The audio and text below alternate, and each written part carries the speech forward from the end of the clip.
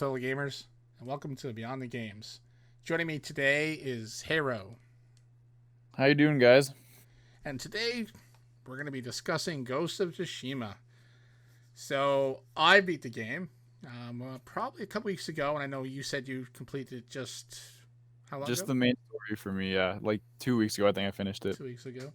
And like yourself, I've been waiting and wanting to chat about this game and trying to find someone that had free time and had actually beat the game was kind of tough. I Few people I know were in the midst of playing it and just didn't have time, etc. Like everybody else. But yeah, so I think start off we're gonna just kind of jump right into it, I guess, and start talking characters. Characters, there's a lot to talk about there, honestly. I think Jin, the main protagonist, Jin Sakai, was a really good character. I liked him throughout most of the game, and like the way that he rebelled against his uncle and went on the path of the ghost and didn't stick to like what he knew, like what he was raised in, was an interesting plot line. Um, I thought he was a really good character. What about you? I like Jin. I guess we should probably start off. I mean, everyone knows it's Ghost of Tsushima. Kind of know everyone knows that, you know, he becomes the ghost because there's a lot of information. But we should probably say spoilers, I guess, before before we get too deep. I never even thought of that right off the bat because we were heavy with that with The Last of Us Part Two, and I done that with my buddy. So yeah, spoilers is. I mean, I'm gonna put a right on the thumbnail spoilers because there's definitely going to be lots of them. So yeah. So with Jin, yeah, I mean, starting out, it's like okay, the whole path of the samurai thing, and then whenever you first meet up with well, I guess when you meet up with, I guess you're rescued by Yuna, and then she's kind of convinced you to hey, we can't just walk in there and stand off like the old samurai way, because these guys aren't samurais, they're Mongols. So Yeah. yeah, that whole like dilemma he was pushed into, and I like the flashback where it showed like him and his uncle before you actually ever met his uncle in the game, where it's like, hey, this is how things are done. This is a samurai way, and the whole thing. And like it was so cool how they told the story of how the samurai are, and how being basically sneak attack and killing people is dishonorable in their mind. Yeah. So for him to, and that first sneak attack, that first person you walk up behind and stab him in the throat, that is visceral. Yeah, that was hard. Not hard to watch, but it was like, geez, like it came out of nowhere. Like when you stabbed him and the guy's laying there and he's like gurgling, like it definitely emphasized the whole thing, that where he was almost disgusted in himself and what he'd done, but he had to do it because it was either that or I'm gonna stand here and say, hey, everyone's got to fight me, and then they're just gonna murder all the hostages, right? So that whole thing, like that whole stab in the neck and the blood and the gurgling and the coughing and gagging the blood, like you never usually get that in these games. It's usually Yeah. you stab and the guy drops dead. But they really emphasized that on that first stealth kill, and I thought that was really fucking cool, because normally it's like I said, it's just you stab the guy, he drops dead, and you keep going. Yeah, that was also like the first time he really went against his code, so that's probably why they emphasized it so much. Yeah, and I thought that was pretty neat. That was pretty neat. Like his progression through the game, and I know you focused mainly on story and didn't do a lot of the big side quests. And I pretty much completed everything in the game. Platinum did. I done all the side missions, so I had a lot of his abilities later in the game. And I tell you this, like some of the abilities make you feel like such a badass. Mm. So I never played it the way you did. I didn't just do stories. So all of those abilities that down the road I picked up and was able to use, like I couldn't imagine not having them now. So I don't know what you went through versus me as playing as Jin, but he was a good character. Like he had he was solid. Like he that back and forth with the ghost and with the samurai way was always a pivot to him, until he fully embraced the Yeah, ghost yeah. way. So it was awesome to see. It was awesome. Yeah. I'd say yeah, he had a good personality. It's just he was like really rock hard, like hard to not hard to read, but hard to like crack at times because he like obviously is a samurai and that's just how they operate. But like I've seen people say that like he's a boring character or he's dull and he just that like isn't the best protagonist. But I think just the way his environment shapes him is what makes his personality the way it is. Well, definitely. Yeah. I mean, like he's when you think the scope of the world this is taking place in. Like all these samurais are murdered, and at the point didn't know if he was ever going to get his free his uncle, and like he's not supposed to be running around with a big grin on his face cracking jokes every 5 minutes. It's not it's not that type of game. I mean, it's not maybe the seriousness level of like what The Last of Us 2 and The Last of Us and some other games have been a real serious overtone. But there was always that pretty serious tone through the whole game. I mean, there was some lighter spots here and there, but they dealt with some pretty rough topics in this. Yeah. So, I mean, I don't know. I don't know how funny and how light they wanted him to be. I mean, I thought he was a great character. But there's some other really good characters in this game too, and the character I thought was like first seeing him, it was awesome. Was Kodo Khan when he walked up to the first samurai that went down. That was uh, the Adachi guy, the head of the samurai, when he went down and met him on the beach. In other words, 1v1 me, bitch. Pretty much, right? Like you send your best fighter, we kick your ass, you go home. Like that was his plan, right? And it didn't work too well. No, he got the booze thrown on him, and then a torch thrown at his chest, lit on fire. But when Khan stepped forward, dressed in that fucking badass looking armor he had on, like It looked really. oh man, it was sick. Like the dude's just covered in this amazing like garb and like the metal and the fur and everything. It's like, god damn, I want to be that guy. Can I play that character? Yeah. Damn, he was awesome. And yeah, like he was a menacing fucking character. Yeah, but that's what makes him such a good like antagonist, because you Really? Yeah. for the whole game. Definitely.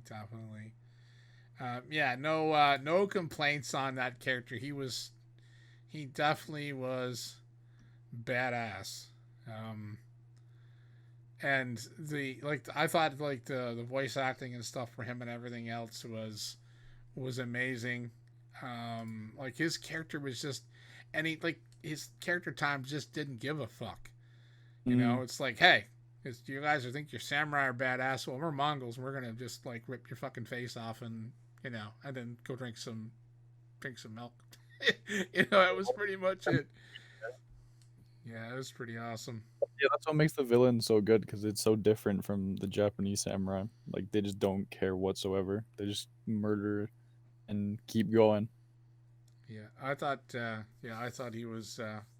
I thought he was a great character. Like I said, it's like his garb at the first, like when you walked around, like when you walked past those other Mongol soldiers to meet up with the samurai, like he just looks so badass. I'm like, can I play that character? Can we get a like a reversal where we get to play as that guy? Can we go back to Mongolia with this guy and like just run through the countryside of Mongolia murdering people? Because that'd be a fucking game I'd play. Yeah.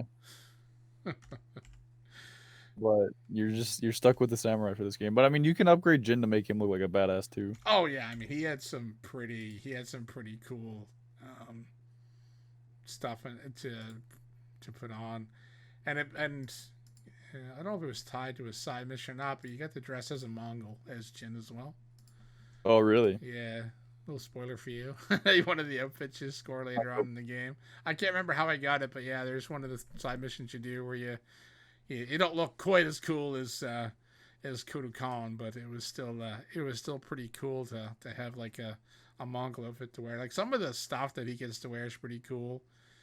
I thought him being was a great protagonist. I kind of, I don't know, maybe wish there was some more of him in the game, maybe. Yeah, I can see that. Yeah, but I mean, he's like the head guy. He doesn't really do anything. He just sends out all of his yeah, like, and minions. that's the thing with it, with such a strong, wicked character like that you don't have to fight him every second act or whatever. But yeah, it was he was a good character. Like I said, I thought he was voice acted really well. As I mean, it was really well done. I know this character. I know it was a favorite I've seen some posts. I don't follow the individual, the voice actress on Twitter, but someone I do follow retweeted something, and there seemed to be a big. Well, I mean, people do, kind of suck up to stars of games sometimes, and so you never know how genuine, all the comments someone receives are. And I imagine they understand that as well. But Lady Masako, um, she was a good character as well. Yeah, she Um, was just really hell bent on revenge, which that was really interesting. I don't know My, how much of her story you actually completed. not much, but I know that I know she had the separate side quest where you could like follow her story and like I think go back and see like who murdered her family and stuff. Yeah. So Yeah. her story, it was all revenge based, and she was hell bent on it. And I mean, I'm not going to spoil the story up into the like for her side quest. I'm trying not to do that for any side quest for you. But I mean, her side quests were all, yeah, all based on revenge, and that was her goal. Like from the sun up to sundown, this was all she wanted to do was find the people who murdered her family and do the same to them. So, and she was a pretty good character. The side quests weren't too bad with her. Like some stealth stuff mixed in with some, and I mean, there's combat in every side quest usually ended in combat. Not too many of them didn't. So there was a few of hers where you had some good combat moments and stuff, and she was just badass. I thought she was a good character. Yeah, she was good. I wish you would have seen more of her though in the main story. Yeah, well, that's the thing. Like with her is this her side story not technically being linked to Jin's story.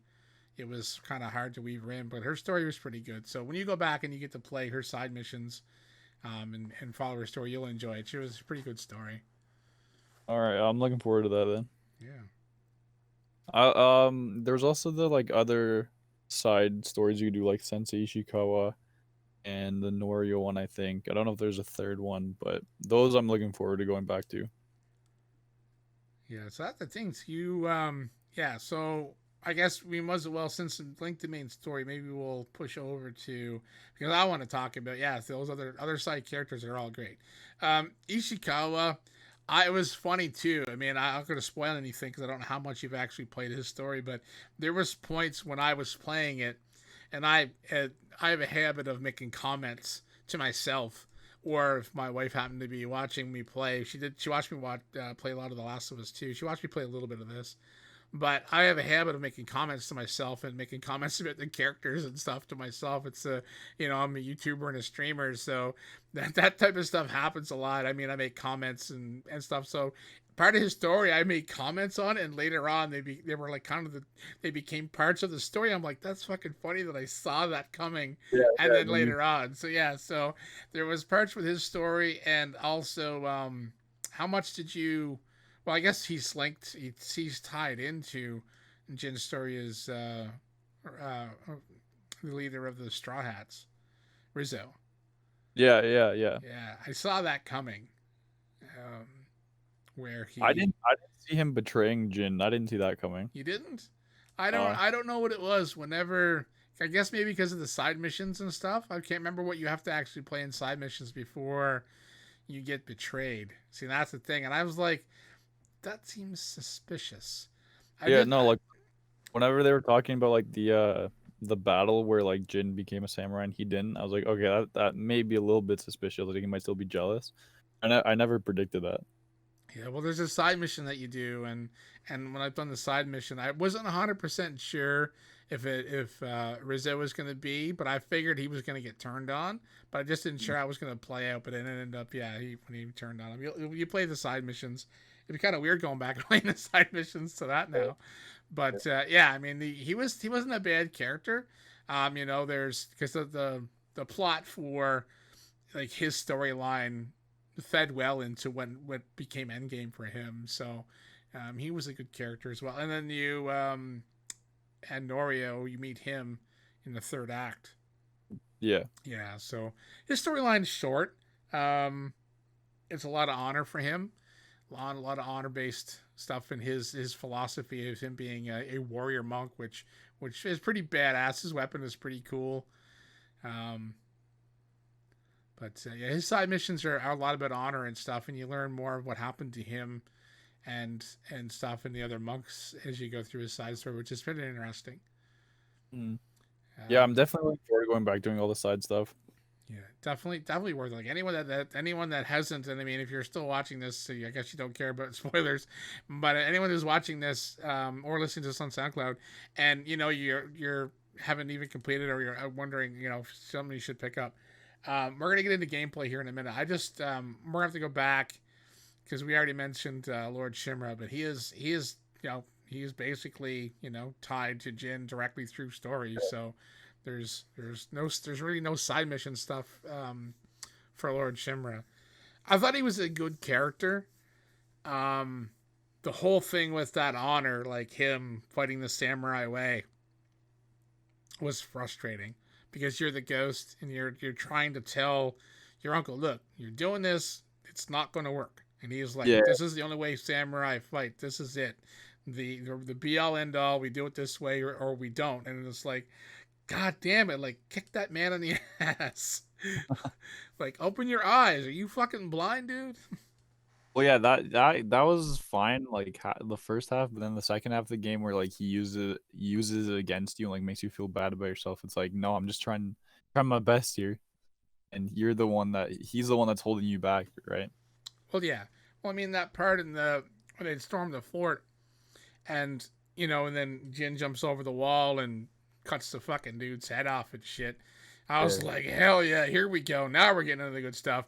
And then his uncle's like, don't do that. I was like, well, fuck you, man. I'm going to walk in here and I'm going to kick everybody's ass. You just go sip some fucking tea on the sidelines then.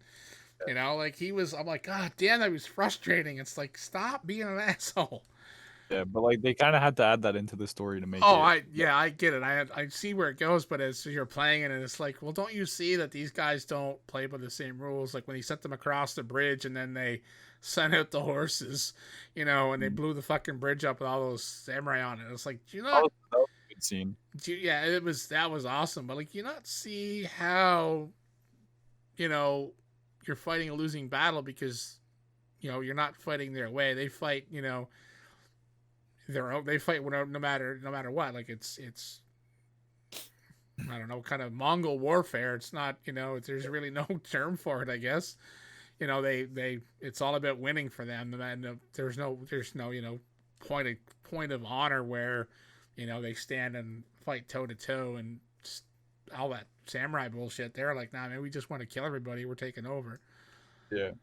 Yeah, that's what he doesn't understand. Like he thinks he can use his training on like any sort of enemy, but in this situation he has to change it, but he just doesn't realize that till the very end. Yeah. Now, I guess we're already covered spoilers pretty deep here, so let's throw out one of the biggest spoilers possible. So when you faced him, what did you do? At the end, Yeah, um I didn't have the courage to kill him, man. I was like I grew too attached to him, so I let him survive. really, I killed the motherfucker. I was thinking about it and I was like, no, I, I I I was like, if I get the choice, what am I gonna do? Like there was the dilemma there, right? yeah. But the thing was, I just finished playing The Last of Us Part Two, right? And that whole thing with being Abby and fighting Ellie, and then later on being Ellie and almost killing Abby, those things just fucking ripped me apart. This didn't rip me apart like that. Yeah, well, that The You Last know, of Us thing is definitely I mean, more. I've a lot deeper attachment to the characters from The Last of Us because The Last of Us was my favorite game ever. So, and then Part Two is like my second favorite game ever. So, yeah. So like, yeah, when it comes to the end, I'm like, but I mean, I was reading some comments online about it, and people are like, "Well, you said you're no longer a samurai, so you're not bound by the samurai code, so not killing him." And I'm thinking, well, then the whole thing with his uncle was all about honor, and it's like, well, the only honorable death would be for you to kill your uncle after he loses the fight because it's a fight to the death. So I said, well, the uncle wants to be honored, and this is his path. His path is his death, and that's the way I looked at it. Yeah. So, like, there's an argument to be made on both sides, and that's why there is an argument on both sides.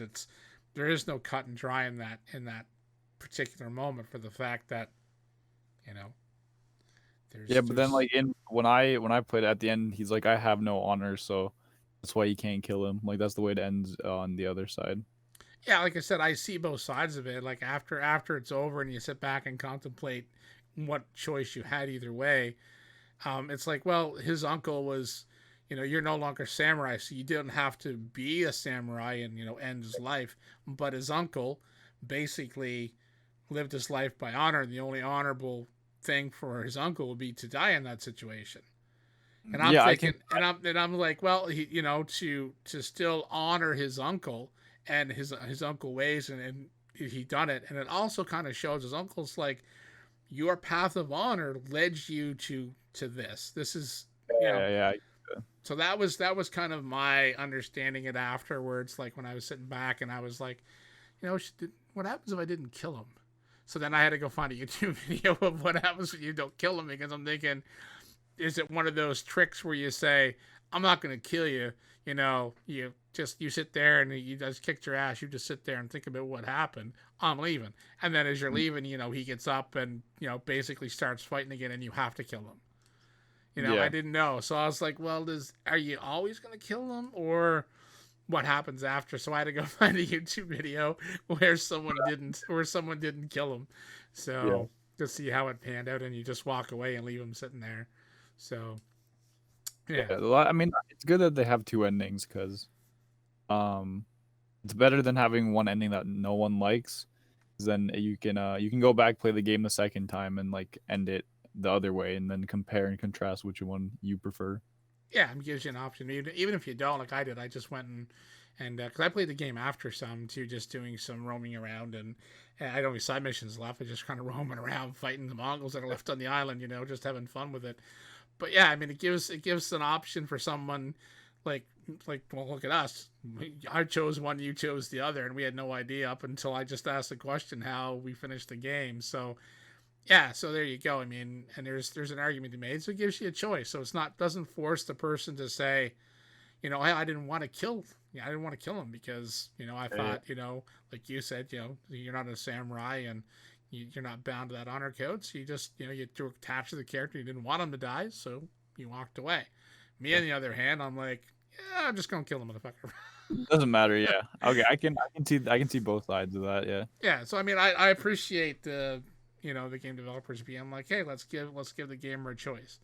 And I mean, it's a brave thing to do whenever, through the story, you only have so many choices to make. There's not a lot of like, do you want to do A, B, and C, and you choose A and then something else happens. There's not a lot of, like big choices moments in the game. There's like very, very few, if any, really. So, for them at the very end to say, look, we're giving you the moral choice of which way you want to look at this. And yeah. And that part where he's talking about adopting him, at the start, and he's going to become the new lord, he's going to become a Shimra, and or not, and basically he's going to be, in the lineage. Yeah, because, I liked the whole adopting. I thought it was an interesting plot, and I didn't know how it was going to play out. When all of a sudden, like, the whole thing with the ghost, right? Yeah. Whenever, like, at first it was like, oh, well, that's kind of cool. So, like, at least my lineage, Sakai lineage is going to be gone, unfortunately. But then I'm going to be under, my uncle, who he's respected and loved all his life. He basically was his father after his father died, right?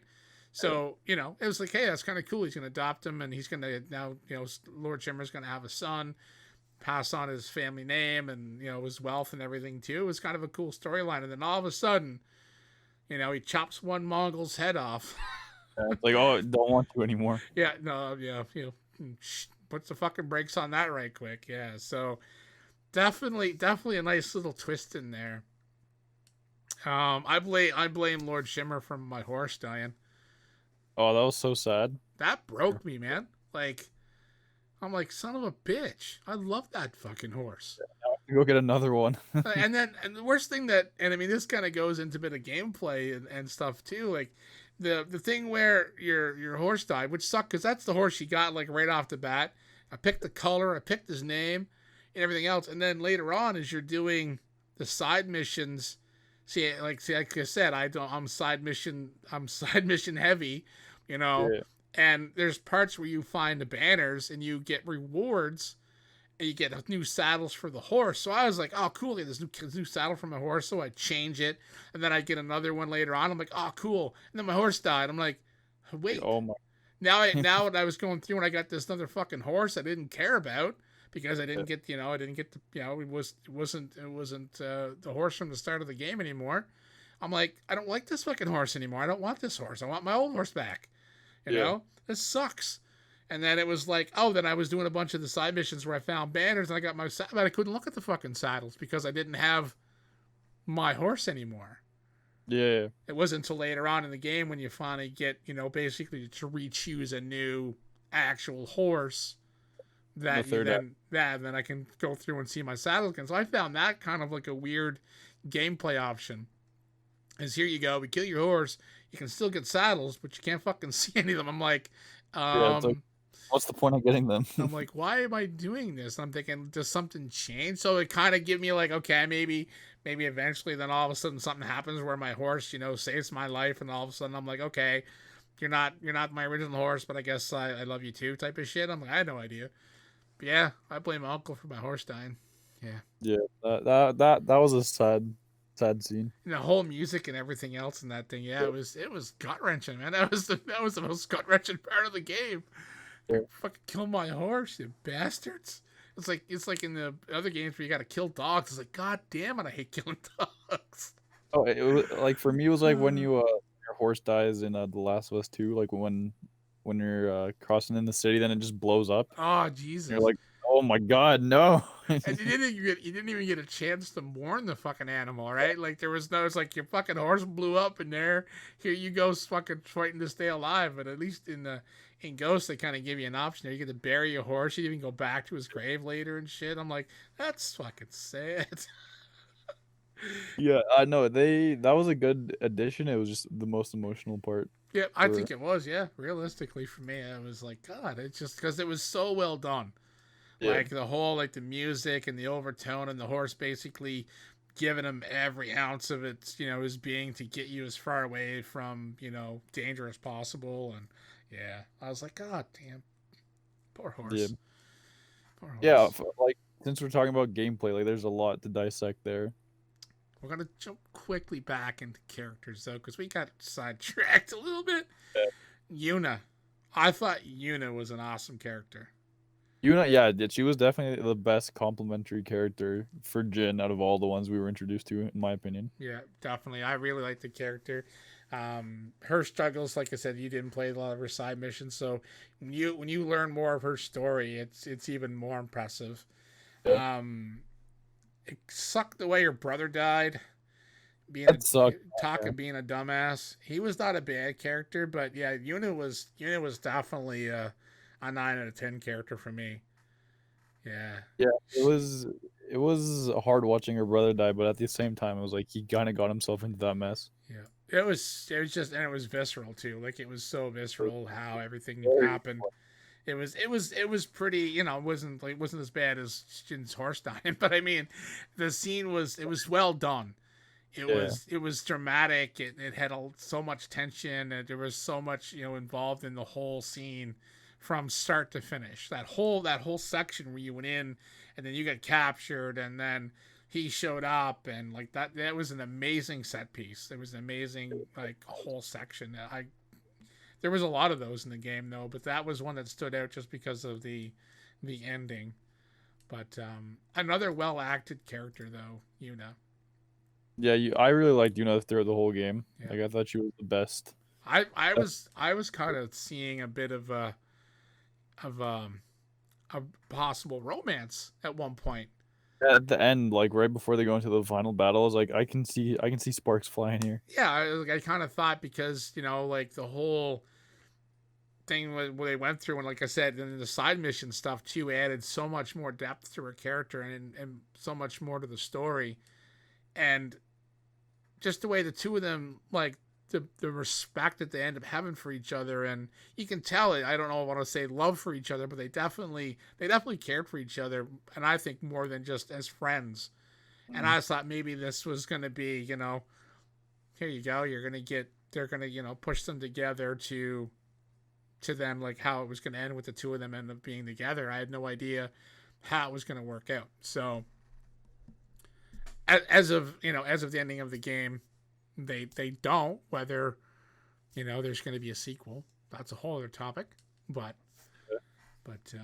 yeah, we could probably, because like I said, the other characters a lot of side quest heavy stuff, and there's a lot to talk in side quest stuff. But we can jump over and focus more on the gameplay stuff, because there's a lot in this game and gameplay. Like you said, there's a lot to dissect. And like I said, we mentioned a bit before we started recording, and I'll mention it to anyone else listening. If you're done all of the main story, or if you're not even done in the game, which I don't know why you're still listening, it's fucking spoilers. Hello. But side quest burnout is a real thing. I've suffered it in a few games I've played, and it's something that can happen in this game as well. Even not doing side quests, like even not doing story based side quests, even just roaming around on your horse and fighting random Mongols. It's great to do it for a while, in my opinion, to try to get used to your timing, and like later on in the game, as you get different abilities, if you're doing side quests and doing those missions, it's a great use of doing that. But if you focus solely on just running around like fighting Mongols and doing side quests, it's like most RPGs, there is the side quest burnout that can happen. I was lucky enough that I enjoyed this game, and I didn't focus on one story till it was done. I didn't focus, I kind of jumped around a little bit here and there. Or if I found one section of story really good, I'd be like, well, I'm playing one more because I really like where this is going. And then I'd be like, okay, I need to take a break from this character, and I'll go play either just some main story, or I'll find other side quests, or I'll just run around looking for the stuff to find in the world, because there's a lot of shit to find in this game. Yeah. There's a lot of hidden stuff. There's a lot of like collectibles. This game has got a lot of that, in which a lot of RPGs do, and this game does it pretty well. With the random canaries you follow, with the foxes you follow, and stuff like that leads you to finding stuff. So you don't have to spend hours looking at guides trying to find every little thing in this game, because the game kind of gives you little hints, gives you nice little breadcrumbs to follow, and that's easy to get sidetracked. I'd be like riding my horse along, all of a sudden I'll see a fox, slam the brakes on, jump off the horse, chase the fox, do that, come back on and keep going. So there was a lot of that, and it felt free form, like it didn't force you to. You're on a story mission right now. You could venture too far if it was a locked mission. Like a lot of times you'd be like, hey, where you going? Come back here. Sometimes you get a timer because you're too far away from your the person you're questing with, right? So you had to be careful a few times. But there was other times where I'd be like heading to the next side quest, and I'd be like, I'd be doing like 10 different things as I was going there. So there was a lot of exploring to do. Yeah, I never really did that. I just went from one mission to another. I was really engaged in the main story. I was like, I don't want to start all these side missions and then get engaged in those and then just completely forget about the main story. But I get what you mean, like the burnout, like that definitely happened with me when I was playing Spider-Man. Like last year when I bought it, I was like, oh, I'm gonna do all the side quests, get all the collectibles, do all this and that, and then like I did it for like 2 hours, and I was like, I'm bored, Yeah, like you said, that was like we mentioned that pre-podcast. It's like that's where I really noticed a side quest burnout for me was Spider-Man. Because when you do a lot of that stuff, they become repetitive. This game has a little bit of that if you do like side quest. But I mean, if you do a side quest or two and then do a lot of exploring and looking for collectibles, it becomes another adventure, because the game is fucking beautiful. Like the game's gorgeous. I played it in 4K. It is amazing. And like, even though I found, like I said, jumped into this after playing The Last of Us Part 2, which was a technical masterpiece. Yeah. I'm not saying this game is broken. I'm not saying it's not well made. Insomniac done an amazing job. But every once in a while, I notice things that's like, oh yeah, but because I came from playing a Naughty Dog game, it's not fair to compare them that way. Right, and plus they're two different games. One is a story driven, pretty much straight style narrative with some open options for routing. But like Ghost of Tsushima is an open world game. You can attack things from a lot of different areas. You can go about different things. Like I said, I played the game a lot different than you played it Yeah. versus probably a lot of other people. So Last of Us didn't give you that option. So their game a little more on rails allows them to be a lot tighter technical. And I mean, there was Yeah. times like I'm riding the horse going, this horse riding is good, but it doesn't seem like it's as smooth as it may be. Like it just seemed a little off at times. And then there was like some things just didn't quite mesh in the world. And I'm like trying not to compare it. Every time I seen something, I was just kind of ignoring it for the fact is, this is more of a video game than what The Last of Us 2 was.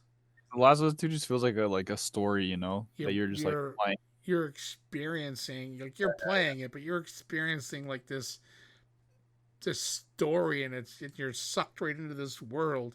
And Ghost of Tsushima was more, excuse me, was more like you're in this world, but just look at the expansiveness, look at the sunsets and the sunrises, and look at the colors, and and it's such a wider scope of a game. So some of that little technical tightness might not have been there, but the game virtually flawless. So there was nothing game breaking, that's for sure. Yeah, no, like technically nothing like really bad. It just like it doesn't like blow you away. Like you're like, wow, this is great, but it like nothing really blows you away. The visuals though, visuals blew me away.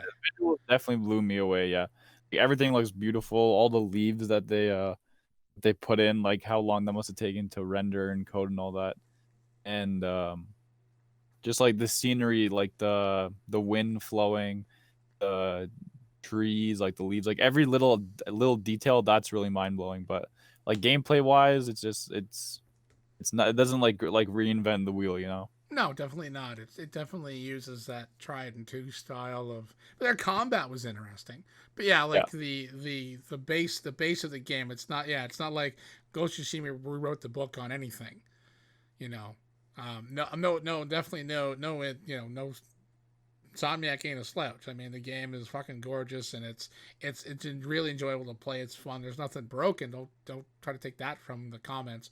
But yeah, Yeah. like it's not reinventing the wheel. It's not like it's like, oh, this series never been done before, and it changes gameplay forever.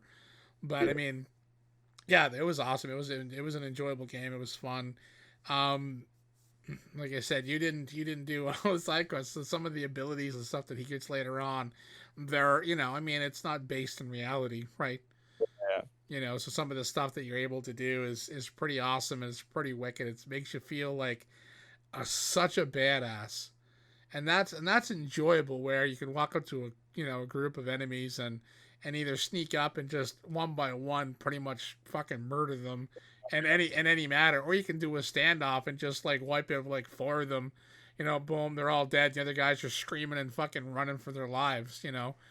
It give options, and it give you an option to experience a game in different ways. And those gameplay mechanics are something I really enjoyed, because if I was in the mood to be stealthy, hide in the grass, maybe poison the guy, make him go crazy so he starts killing his friends, and then sneak in and kill two other ones while they're watching them fight, and you know. Yeah. But again, dogs. Like, really, dogs? Can you stop? Can I stop killing dogs?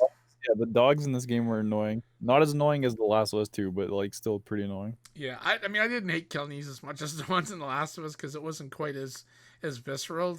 Just hit them with an arrow 90% of the time, because it was the best way to get rid of them. But they were a pain in the ass to fight. They were a pain in the ass to fight. I hated when there was a.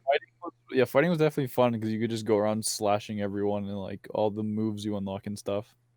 And it felt pretty smooth. Yeah, I mean, gameplay wise, like, yeah, the combat and stuff, all was, yeah, it was tight. There was really, there was times I felt my blocking maybe wasn't, and I can't say it was. I mean, I'm not the best gamer in the world, so I can't say it wasn't sometimes my fault. But I felt a few times I was blocking like long before, and I was still getting hit, and I found there was a few little instances like that. But I mean, every game, nothing's perfect. It's impossible. Yeah, I mean, yeah. Last of Us wasn't. Last of Us 2 weren't even perfect games. Mm. But yeah, I mean, like the game was pretty technically tight. It like this the scenery, like using the wind to guide you for your quest marker. That was pretty sick. I I like that. like that a lot. That's like I'd love to see other games incorporate a similar. I mean, you don't want to rip them off. You don't want to rip off, Ghost of Tsushima, but it it's to be inventive and say, look, we don't want to say, oh, I'm going in this direction. Here's a big flash and marker you got to follow. Like, and the wind it wasn't always like It wasn't blowing perfect. yeah, like it was only whenever you called it to really give you, or if you kind of stop for a second, the wind would kind of sometimes subtly Yeah. kick up and say, yeah, go northeast. It was enough to kind of keep you on track. But yeah, I thought that was a really awesome thing they had in the gameplay. The whole thing where there was no markers. It was all the wind directed you. I thought it was cool. And like I said, then the foxes appearing, and then the canary. I guess it was a canary. I'm not even sure what kind of bird that was, but the yellow bird that would show up. Maybe it wasn't a canary. It looked bigger than a canary to me. But whatever that bird was, where it would if you got close to an item, the bird would show up and you could follow it. Yeah, that was a cool thing to add. Yeah, Definitely. like it like I said, it was more breadcrumbs than other games give you. So like searching for clothing items or add-ons and whatever else to unlock in the game as you go through, you didn't have to get a guide out and go, okay, when I get to this road, I got to walk diagonally through this patch of grass and over this hill, and no, you just followed the fucking bird. Like that Yeah. was awesome. I loved it. It was great. Same with the foxes, and then you got to pet the fox. I mean, holy shit. Oh yeah, I followed the fox one time and I was like, oh, this is actually pretty cool. Yeah, you get to pet the fox, man. Like, I mean, that's. So if I Mm. get to pet animals in a game, I'm fucking happy. Yeah. Go around Yeah. petting animals all the time. It's great. I love it. I mean, if game developers want to put that in every game, even if it's just any game at all, just all of a sudden you walk down the road and there's a random dog, I can pet it. Hey, I'll give you good marks for that. Even if the rest of the game is ass, you know, Yeah. if I can pet an animal in your game, I'm good to go. But Yeah. yeah, I mean, it's the fact that you could pet the fox. I thought was a pretty nice addition and stuff like that. And chasing them through some of the wooded areas and through and up and down some of the cliff sides to get some of the statues were fun. It was a nice little, like I said, a nice little thing. If you just had maybe a fight with like a group of Mongols and then also like, oh, I get to play with a fox now. So it was a nice change of pace. Yeah, definitely agree with that. Um yeah, even though I only played the main story, I feel like everything gameplay wise like complemented everything else, like there wasn't like any big missing chunks of not necessarily like story but like gameplay where like, oh, this feels boring or this feels slow. Like everything flowed really well in my opinion. Yeah, there was a lot of good pacing to the story, and even like I said, even getting off main story and doing side mission stuff, those stories most of them had decent pacing. There Yeah. was a few times where I'm doing something and it's like when you go to a certain area and it's like not really it's not like not a story based side mission, but like just a side mission you pick up in the game. I found a Mm. few times that some of the hinting was a little lackluster, like where you had to go find something. That's like I found that if you found something without triggering the right little scene in the game, you'd say, oh, okay, this thing here is where I got to be, but since you didn't do the very first trigger point, you couldn't interact with it to continue the little mission part. So there was a few times I found like it's hard to describe, but there was one mission where I went into this little town and everyone was acting fucking weird and shit. So I'm like, you had to go talk to this guy, and then he said, "Oh well, strange demons, the whole mythical like demon stuff. A lot of myth, in Japanese culture. So they'd be like, oh, these demons are stealing these people or killing people in the dark or whatever. So I went into a building and there was corpses, but I couldn't do anything with it because I'd missed one. Like outside, there was a spot. I had to kind of find another clue first. I'm like, well, Yeah. here's the dead bodies. I found them, but I couldn't interact. I found a couple times there was weird little things like that. I was like, it's took the immersion out of it because Yeah, hey, yeah. like how's you not see these corpses? But yeah, I had to go back outside and wander around three other buildings and finally trigger one little item that I missed to kick the rest of the story forward. So there was a few times of that, but like I said, the rest of the story stuff based stuff I found was really well done. like where if you were on an actual either the side mission or a main mission, you weren't really left in the dark. Things were kind of laid out in a manner that kept you on track and kept you in it Yeah. without it being distracting or feel like it's a broken mechanic or it's missing. Yeah. Pacing was good in a lot of the story stuff. There was only those few side quests where I'm into a town, doing a mission thing to clear an area, and all of a sudden I'm like, this isn't working right. What's wrong here? Yeah. And I'll not lie, it was a touch frustrating to kind of feel twisted. I'm like, well, why isn't this working? What am I missing? And then have to run around for like 5 minutes trying to find, like, climbing buildings and climbing like every room and looking at every corner and making sure I'm not missing, and it found like sometimes things were pretty small and easily missed, but I might be the only one who felt that. I don't know.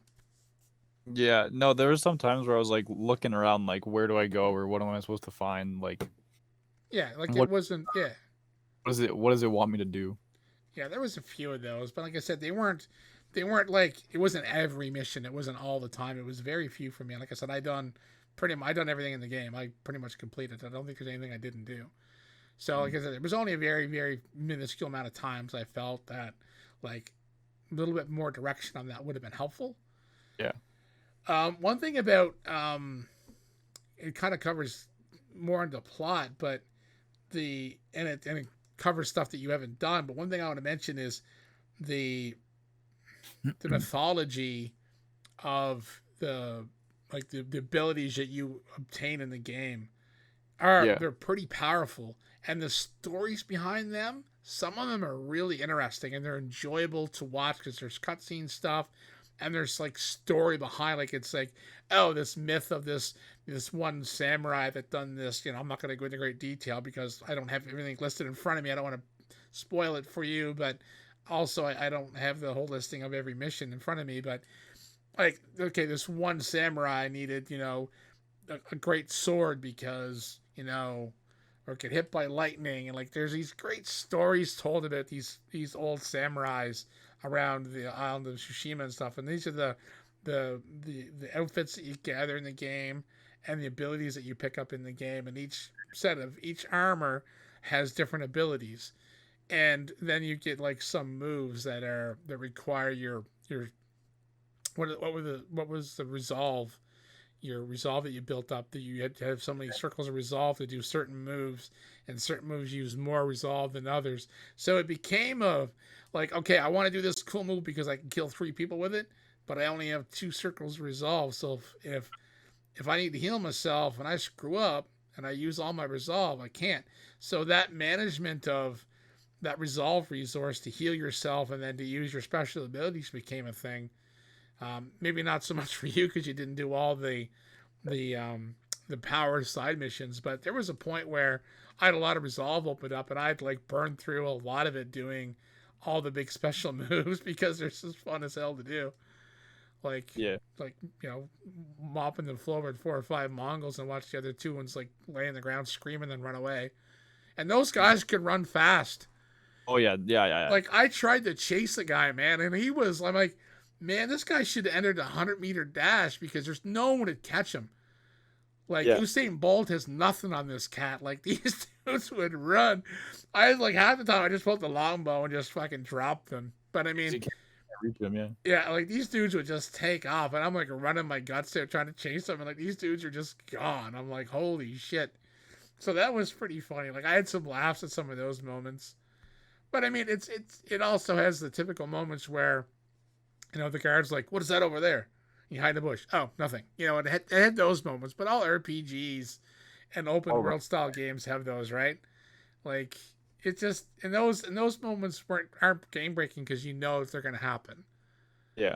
But I mean, there was some of those like, oh, what's that?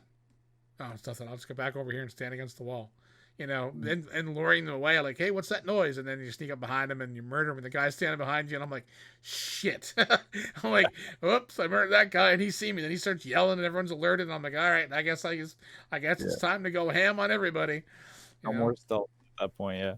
Yeah. So breaking stealth in the game happened a lot, but there was times where I would roll through like a little village area. We had to clear up the Mongols, and it's satisfying to sneak through and murder like 20 people and none of them know that you're there. Yeah. That was satisfying. No, there's definitely times where there was like 10 guys on me and like I couldn't just take them all on because they're attacking you from every angle. So you have to like run around and then like shoot them and then go back. Like there was a few times where I got like jumped by like 8 guys at once and I was like, this is kind of hard. But then when you clear them all out, that's what makes it satisfying. Yeah, when you roll up and you get jumped and then you like I found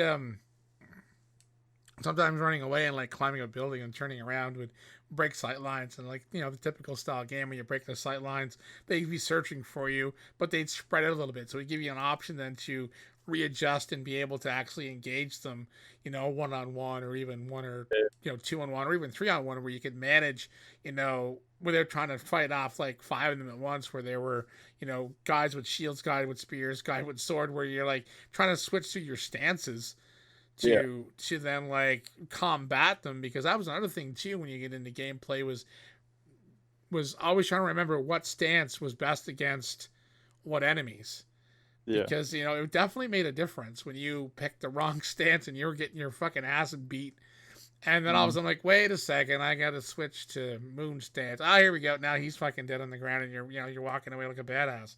But yeah, there was many times where I was like, why can't I break this? I'm like, oh, because I'm using the wrong stance like an idiot, Yeah. But I liked how even if you were using the wrong stance, you could still beat an enemy. Yeah, like it's not gonna impair you. It's just gonna make it a bit harder. Yeah, it basically would, instead of being able to do like one block and a couple strikes, another block, couple strikes to kill the guy, you might be able to block more dodging involved, and get an angle on the guy a little bit. Like, it made you learn, because it was like, well, okay, instead of fighting this guy for like 2 minutes, I can fight him for 30 seconds. Just pick the right stance. And it's not like some other games like what was what was that Japanese game that was like a Souls game? There was 2 of them that came out. I know what you're talking about. Yeah, I just can't remember what it's called. And there was one of them. I tried a demo for it, and it was all based on stances, and I hated it. I was like, I couldn't, and like, I mean, those Souls games I never really get into, so I don't have much experience with them. So when it was like, okay, this guy runs out, you have to be in this stance for this, and I'm like, I found it awkward to try to switch stances and remember. But in this game, it was easy. Like, once you got used to it, and once you get a little into the game and you had all of your stances, the abilities there unlocked to use, it was like, oh, okay. Then there were still times I switched to the wrong stance just because I couldn't remember exactly which one was which. If I hadn't engaged in, like, if I hadn't fought a spear guy in a while, I forgot which one to use for the spears. So it would take me to switch it up. But it wasn't like if you had the wrong stance, you died. Yeah. So I mean, I was worried. A lot of games like Last of Us, I pre-ordered digitally. Ghost of Tsushima, I bought a hard copy because I'm thinking, I was scared that the game was going to force you to learn these stances, and if you didn't learn them and didn't follow them, you wouldn't be able to fight anybody. And I'm thinking, if it's like that, I'm gonna hate it. So No, stances were good. It just I forgot at times which one was which. yeah, that was the only thing with me. So I didn't hate them. I actually liked them because they were cool. Like, because when you remembered, okay, switch to this stance to fight this guy, and then you used it right, it was rewarding. Yeah, because that's what the game wants you to do. Right. So even if you forgot, even if you were fighting, say, 2 or 3, and you remember to switch for everybody you were fighting, because switching stances was quick. But I mean, if you messed up and switched to the wrong one, or didn't switch in between switching enemies, it did instantly result in you dying. Right. Yeah. So that was the thing. It was rewarding and it was punishing too, because if you didn't have the right stance, it was definitely more difficult to clear enemies. Those spear guys were the worst. Yeah. I hated the fighting the spear guys. But I mean, they were tough, but it was nice. It was a nice challenge without, like, it was not like every time you saw a spear guy, I wanted to shut my game off. It was just like, all right, I can remember to switch stance for this guy because spear guys suck. Yeah. But go ahead. Play. No, you go ahead. Yeah, you get used to the like switching stances as you play, because that's what the game wants you to do. Right, and like I said, it was definitely beneficial to remember them and learn them. But like I said, the game didn't like beat you into the ground because you forgot to switch a stance in one fight. It didn't punish you by killing you. You might have died because you were taking too long to kill somebody, but it's not like a Souls game where the game would basically rip your guts out because you didn't pick the right stance at the right moment. But that was. It gives you a challenge, which is good, like which keeps the game fresh. Yeah, and I mean, I don't play on the hardest difficulties when I play games. I don't set out to torture myself. Like when I play a game, I That choose just to. What's that? kills the fun out Yeah, of for playing me, the. I like. I mean, like Last of Us. I mean, why am I gonna? I know they just released Grounded, and I mean, I didn't even beat the original Last of Us on Grounded because I played Last of Us like 7 times. Like Yeah, I love that game, but I enjoy playing it. I don't want to torture myself, so I don't set a game on the hardest difficulty because that is not fun for me. yeah. I tried Grounded, and I was like, this is way too hard. Yeah, I've seen grounded gameplay from the original Last of Us, and I'm like, well, God of War, 3, I think it was. I tried that on like the hardest difficulty. I Yeah, couldn't get past like the fucking first part of the game. yeah, because I'm it's like, it just jumped on, and all of a sudden, like 14 monsters just kicked my fucking guts out. I'm like, excuse me. Then the new God of War, I only played it on like on medium or regular, whatever you want to call the difficulty. I don't play on the easiest. I always play on like medium difficulty because I mean it's because I mean I'm used to like I play games that I normally I'm used to playing, so it's not like I'm yeah. relearning a whole new game or game mechanics and something crazy like an RTS or some strategy games. So I started like a medium difficulty, and like I said, because you still have it's a challenge of combat, and you get to enjoy the story without the game kicking your guts in every 2 seconds. Yeah, that's the good thing about it. Yeah. So they're like I Yeah, said, their gameplay and stuff was fairly balanced. Like I said, there were some frustrating times for me, but like I said, I'm not the best gamer, so there was times I'd screw up, and then there's times I'm like, you know what, I'm just gonna let the enemy kick my ass here, as because I deserve it. I screwed that up so bad. I'm gonna take a death here because this is what yeah, I deserve. I don't have a problem letting Shin die stupidly because I was controlling him badly. So yeah, yeah, but I mean, like I said, the game was rewarding, and like at times when you fucked up, it punished you enough where you learned your lesson. yeah. But it didn't like hold you to the ground, pull your guts out, and make you eat them like when you're playing a Souls game. So Like it just like you get frustrated sometimes, but like you keep coming back to it. Like it doesn't like turn you away from the game. yeah, like I said, I didn't ever shut the game off and like take a break from it 2 weeks, because I was mad at it. I took breaks from it like when I got frustrated, like when I was trying to get a like fight like 4 or 5 groups of Mongols without getting hit or without taking too much damage. And after I was trying to challenge myself to get better at combat, and I'd screw up. People like, all right, time to shut this off because I'm not playing smart. Time to be done, and I'd walk away from it. Look, but I mean, it was never like gameplay mechanics or stuff that would cause me to want to stop playing the game. Yeah. No, there's times where you just should take a break. Like if you're playing on a harder difficulty and you keep dying, you just take a break and then come back. And there's no shame in switching difficulties. Yeah. Like, Like yeah, why would you want to play on a hard difficulty if you're not enjoying the yeah, game? if you like something that's extremely challenging and you want that experience, then go for it. But if you're sitting there and you're starting to dislike the game, drop the difficulty down. There's no shame in that, and I'm not gatekeeping. There's no shame on playing on the easiest difficulty either, because I know like there's people that don't have a boatload of fucking time to play a game and to master the controls of a game. So if you just want to play a game because you want to play it, I mean, I'm not saying you got to play it on medium difficulty or hard or whatever. Play it with the way you want it is my Yeah. opinion, but that's mine. I usually play on medium, and because I like a bit of a challenge, but like I said, I don't want the game to kick my ass every time I turn around because that is not fun. Yeah, it just takes the fun out of it, yeah. Yeah, yeah. So at least we're the same on that, anyways. Yeah, because like in this game, it's not like The Last of Us where you're you're playing for the experience. Like this, you're playing to understand the story, but also have fun at the same time. Because that's just the way it's tailored. So if you're not having fun, what's the point?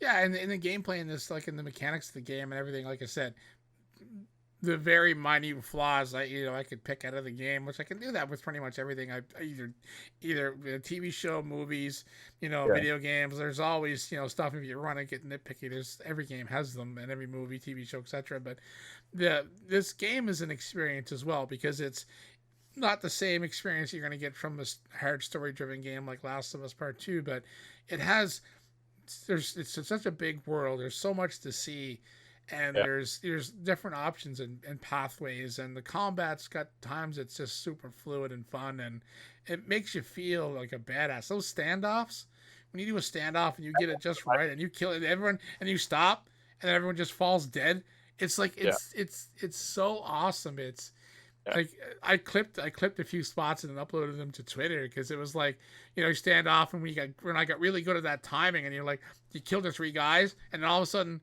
they drop dead. It's like you just feel fucking badass. It's like, yeah, take that. Yeah, just you feel really rewarded after. Yeah, and like I said, so I mean, the game is fun to play, and like I said, if you want to play on a higher difficulty and grind it and struggle at it and really master it, I mean, hey, all the power to you. But I just have to be the more even going side and say, look, just play it on medium or play it on easy, whatever. Just enjoy the game for the experience that it is. It's not a Souls game, so it's not designed to pound your guts into the ground and make you hate yourself. Yeah. Like, yeah, this is not the type of game where you're gonna throw your controller or something. No, yeah, there was, like I said, there was times where the game was more frustrating and just in like, where am I supposed to go? What am I supposed to do moments than, and like I said, there was rare times in combat I felt it wasn't perfect, but it wasn't, it wasn't like some games I played where, God, it's so frustrating because the game just is relentlessly painful. Yeah. Like there's some games that just, no matter what you do, you just can't seem to get by certain sections, and it's like, this sucks the fun out of the whole game. Yeah. Like Yeah. some boss fights, and I'll admit it, there was the boss fights in this game. I not that I hated the boss fight against Khan, but I found it was unbalanced. Really, I thought it was fine. I found that for the size of him and the striking distance was off. I found Yeah. for his movement speed was, I'm like, I know he's supposed to be, a big, powerful Mongol, and he's going to be tough, and it's not like it's supposed to be like two hits and the guy's dead, because that wouldn't be much of a battle. But I found there was, because I died a few times against him, and I was trying to learn the pattern, right? Like most of those fights, and even some of the standoffs that I done, like against the Straw Hats, which you probably didn't do, or maybe come across one or two of them. But I found some of those fights where it could have been me. Like I said, I'm not the best gamer. I found some of the timing wasn't right, and when I fought him, I found his reach was a little longer than it should. It looked like I was far enough away and I was getting hit, and then all of a sudden he would do that, like that lunge. It was like lightning fast. Yeah. And I'm like, I'm leveled up Ghost here. I should be able to roll away. And I found there was a few times where I'd get hit, and then I'm like, well, how did he hit me from there? Like he was like so far away from the circle. There was a point I ran around and around and around and around and around the circle, Yeah. and I'd stop, let him do a move, and I was trying to learn his pattern, and I was like, I found it a touch frustrating, and Yeah. I can see that. I mean, like I was kind of the point where I'll just run around until like maybe the NPCs are kind of like, there's a thing I run around long enough and he just dies of a heart attack, because I get tired of fighting him. I was frustrated, and it was like, okay, this like, it's mostly on me, because I mean, like I said, I'm not the best gamer out there, so I was making a mistake, and that's where I found I was getting frustrated with myself. But like I said, there was that time where it's like, he's like 6'6" and probably pushing 300 pounds. The dude's massive. He's not a Giselle over here. Like, he's a tank. He shouldn't be leaping across the circle at that speed. And so, like I said, I found there was a little bit of that. But like I said, after messing up and dying and then finding that frustrating, you're definitely going to be a little more critical of the boss fight. Yeah. But yeah, I mean, it was once I calmed down and I sorted it out and followed his pattern and stuff, I got it. And I mean, I beat the game of platinum. But yeah, I mean, there was that, it was kind of frustrating. And then there's times where I just kind of throw my hands up and just say, well, just kill me, because I've screwed up. There's no way I can beat him. Yeah. I get that. Yeah. I had times like that too. Yeah. But I mean, like I said, they weren't the worst. I've had a lot worse. I've had parts of games where I didn't touch for ages because a part of the game was just so utterly frustrating. Yeah. Yeah, there wasn't. I didn't come across that in this game, but like I said, I just struggle with some of the boss fights, and it becomes a frustration.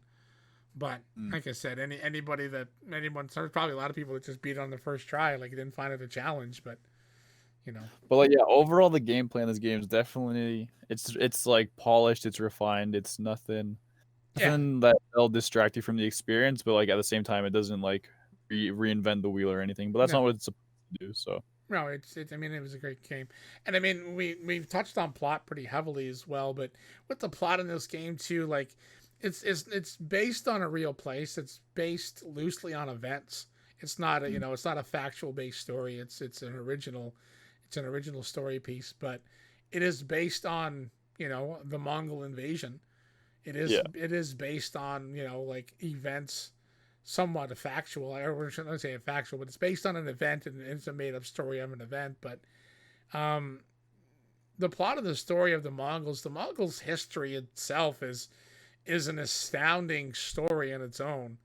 yeah, And we just got a tiny a little yeah. chunk of it on Beyond The Tsushima. Um, as I mentioned, there's been no mention. I mean, the game just came out, and I mean, there's also now there's the free DLC that's incoming. Um, they're adding the multiplayer and the and stuff like that to I'm the really game. looking forward to that. I think that's gonna make it like add a whole new aspect to the game. Yeah, definitely. I'm stoked when it comes out to definitely play it. So they're adding that. So there's going to be no immediate talk of a sequel from anybody. I'd be surprised if we hear anything on a sequel for another 2 years. Yeah, no, Um, I'd be surprised if they even made one. Like I think this is a good standalone game. yeah, it's a possibility, but like there's also with the story of the Mongols, if they're going to keep that in a rolling point, I'm not saying they could. The Mongols did reattack Japan again, so Yeah. technically they could base another. And I don't know if they would ever do another Ghost of Tsushima, but this world that Insomniac has invented definitely has ability to have another story told in it. Definitely. I Yeah. don't know. I don't know how they would do it, and if they were even considering, they could be jumping onto an idea for a completely different IP. And I mean, hey, I'm gonna be down to check it out because I'm definitely not disappointed in what they Yeah. give us for sure with this. So if they're going to make another style of games in the style of Ghoshima, like an RPG fighting game like this, I'm definitely going to be interested in checking it out for sure. But the Yeah, like plot, the only sequel that I think they could make would be like, cause if you remember, like Shimura and Jin talk about how before the samurai came, like it was run by like thieves and like criminals and stuff. So if you brought in like a prequel to this, where it's like the island is run by like thieves and stuff, and you're trying to take it back or something, yeah, I could. and then it slowly learn and slowly become one of the samurai or something, and then have your story told through that way. It'd be kind of interesting. But then, like I said, how much is everyone tied to the Jin Sakai story? Would that take you out of Mm. that world if you're no longer as those characters? Like that's always a worry whenever you put something else, especially a prequel too, because we get backstory on the character and stuff like that. So which samurai would you become? Yeah, yeah, Like that would be a challenge I think to write, but it'd be definitely interesting. I definitely would like to see something else in this world, whether we get a second Ghost of Tsushima, or we get to play another part of Japan somewhere, another Mongol invasion or something. But this world they invented was awesome, and it sucks if we never get to play it again. But then also, if this is their goal was to make this awesome adventure and this awesome story and let everyone enjoy it, and then just basically end it, they've done a wonderful job. There's no open end. There's nothing open enough to say there has to be a part two. yeah. So Like it would be fine if it was yeah, oh just yeah, definitely. There's no, like I said, there's no need of a Ghost of Tsushima part two, but it and if they did, also go ahead. if they did make it, it wouldn't be the worst idea. I don't see them. If they do, maybe it could be like Infamous, where they like have another game of the same title, but it's a pretty different story. Because that's what they've done in the past. But even if they just kept this as a one-off, I think everyone would be fine with that. Oh, I agree. But like I said, the world is so awesome and the world is so beautiful and it's so fun to play in. It like I said, that would suck not getting to go back with a new Yeah. story on the PlayStation 5. And to kick back into gameplay and stuff a little bit, and not really gameplay, I guess just game. How fast this game loaded. Oh yeah, it loaded really quick. Like, I mean, the initial loading is like everything else, takes time, but if you, it's like the fast travels were quick. If you died, the reloading was quick. Like, and this is on, I mean, I played on a PS4 Pro, in which my loading times really aren't any different than a regular PS4, so I don't have an SSD or anything like that installed in mine. So to know that the technical abilities of this team to build a game that ran and looked so good at end of life of PlayStation 4, and that also goes well for Naughty Dog with The Last of Us Part 2. The game was leaps and bounds, just gorgeous, and so is this game. But the loading times, and I've seen some people mention online, is if the loading times in this game of how big it is and how well made it was and how polished it was are so good, with the PlayStation 5 with a few months away and that new SSD system, what are the like? How are we gonna wrap our minds around the loading times of some of this stuff coming? Like Yeah. Ghost of Tsushima for I mean, I know some games are big and take a long time to load and everything else, and like fast travels and stuff are a challenge for game developers. They handle that all really well. So I give massive kudos to Insomniac for their actual like development of the game. Yeah, like I don't even know how PS5 games are gonna work, but it's like the timing and everything is really good in this. Like even when you fast travel, it doesn't take that long, and then even the loading screens are nice. Like it's not just like a black screen that Yeah, they like add yeah, you visual. get the tips and you get the nice imagery and stuff. But yeah, but like fast travel in some games. I mean, most stuff that I played recently, any fast travel stuff has not been on like a brand new game, but on a game that's new and this good looking and this vast and this technical for fast travels and loading screens to be as quick as they are. Yeah, You can only imagine how much like the tech behind that then advancing forward. So Insomniac's got a good grip on their game engine and their ability to make games. So when it comes time to play an Insomniac game on the PS5, I think we're gonna be greatly interesting. surprised. Yeah, Yeah. yeah. This game is definitely a good. Not like a send off for PS4 because obviously they're gonna keep making games for it, but like it was a good way to end like the PS4's like reign at the top because I'm pretty sure the PS5 and the new Xbox are gonna overtake it like within a year. That's what I think at least. If they get the consoles to market and they can, everyone can get their hands on it and there's lots of games to play, yeah, it won't take long for I think the new consoles to be a hot buzz. But I mean the PS4 and even the Xbox, like the PS4 Pro and the Xbox Series X, they're no slouches. I mean, Yeah, if you want to get into the debate about computers versus consoles, we're not going to do that. But I play on both, so I mean, yeah, but I mean, for the content that you get on a PlayStation and the games that are coming for PS4 still, because a lot of and the worst thing is a lot of game developers don't want to develop for both, but they have to. yeah, yeah. But Spider-Man 2 by Insomniac, that game, I can only imagine how well the first one was on PS4, how much better the new one's going to be on the PS5. And I don't even want to know how it's gonna be, but it's gonna be really fun. yeah, I'm looking forward to it. So Insomniac has won me as a fan. Yeah, it's definitely won me as a fan too. Yeah, with Spider Man and with Spider Man 2 coming, which we'll hopefully see some more soon. But with Ghost of Tsushima, like I said, I was concerned when I bought the game. I'm like, am I gonna enjoy it? I'm gonna enjoy the combat. Is it gonna be fun? And Yeah, yeah, I had never even after playing it for a little while right off the bat, I had no thought of even selling the game.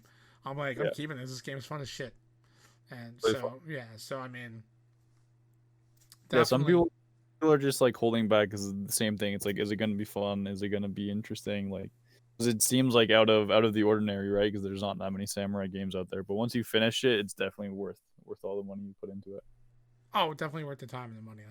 Like I said, A lot of people are touting Game of the Year. Well, my Game of the Year's Last of Us Part Two. Sorry, you know, I mean, if we're gonna say PS4 only, because we don't know about PS5 games yet, but Mhm. PS4 only right now for me is my Game of the Year's Last of Us Part Two. But Ghost of Tsushima is high on my list of a game that it was awesome.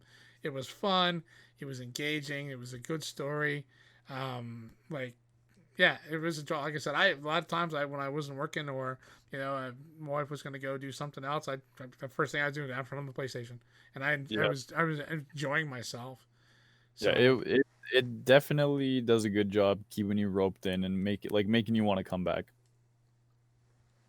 yeah, Like there's no point where you're like, oh, okay, I'm done. Like I don't want to come back to it. Like even after you platinum it, you can still come back and just look at the world, look at the surroundings, just admire the beauty. yeah. Like I said, the game's fun. The game's just gorgeous to look at. I mean, I was playing in 4K, so it's a nice advantage of that on the big TV. But like it was enjoyable to play. Like I said, even the little monitor noises here and there. The game was enjoyable. I mean, I don't usually rank games with numbers or anything, so Definitely worth it. yeah, definitely. Yeah, if you like action and you like some RPG elements and like an open world fighting game, I think you'd enjoy this. I don't think there'd be a reason. There's no big glaring things that would tell anyone to stay away from it. Yeah. So I just go buy it. Go give it a chance. Yeah, exactly. Or they can always go to your channel and watch some gameplay, right? Yeah. I'm thinking of doing a series on all the side quests because you make it sound like they're really fun, and I mean they Some of them look are fun. really fun. Like some of them, like I said, it's got that you know, if you just do side quest, you're gonna be like, all right, I want to go do something else. But you have all the side quest options, plus you still have the story side of it where you got to learn those abilities and learn those cool stories. So you're gonna enjoy the rest of the game. Yeah, It is definitely enjoyable. There was a lot of cool like story elements and stuff in those abilities and those characters that they tell the story on and stuff. So yeah, it's a fun game. There's lots to it, but it's not like something that's gonna drag out for like 140 hours. yeah, Like there's like the story has got a good chunk of time. Side missions do, and I mean you can run around and explore so much and not be tied to actual stories to do yeah. things.